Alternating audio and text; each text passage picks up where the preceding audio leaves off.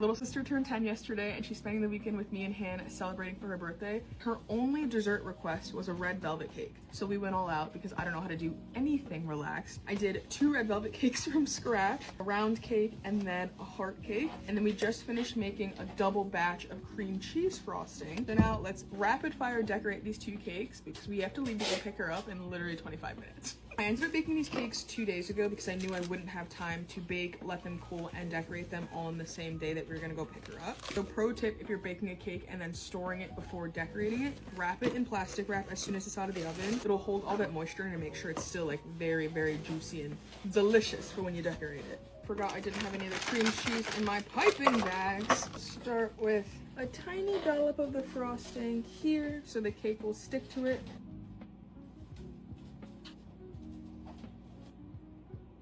We'll put our second layer down. And now we're gonna do what's called a crumb coat. So I'm gonna put some frosting on this, stick it all down, stick it in the freezer for like 5 minutes. Ideally, I would put it in the fridge, but like I said, we don't have that kind of time. Basically, it uses the frosting to like lock the crumbs in. So when you go to decorate it, it's easier.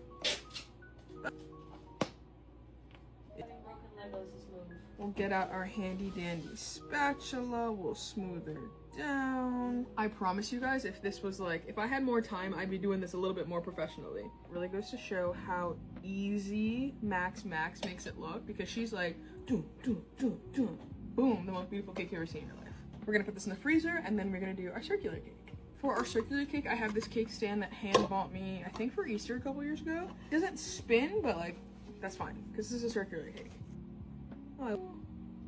Also, you may be wondering, Tati, why did you make her 2 cakes? First of all, I didn't plan very well. I was making these cakes at 11 o'clock at night, and I didn't want to cook 2 cakes, 2 heart cakes, take them out, and then cook the next 2 heart cakes because I only have 2 heart cake pans. Then I switched my mindset. My real answer is going to be, she's turning 10, double digits for the first time ever. Double digits gals need double digits cakes, aka 10 years old, she needs 2 cakes. So boom. Fun fact, one time I made one of my friends in college. I made him like an 8-layered cake, hollowed out a piece in the middle and put a Smirnoff ice in it so that we cut into it in front of everyone at the party. He got iced. I do think that I peaked that day, honestly. We're gonna stick it in the freezer, wait a couple minutes, take the 2 cakes back out, do another quick frosting icing situation, and then we'll be done.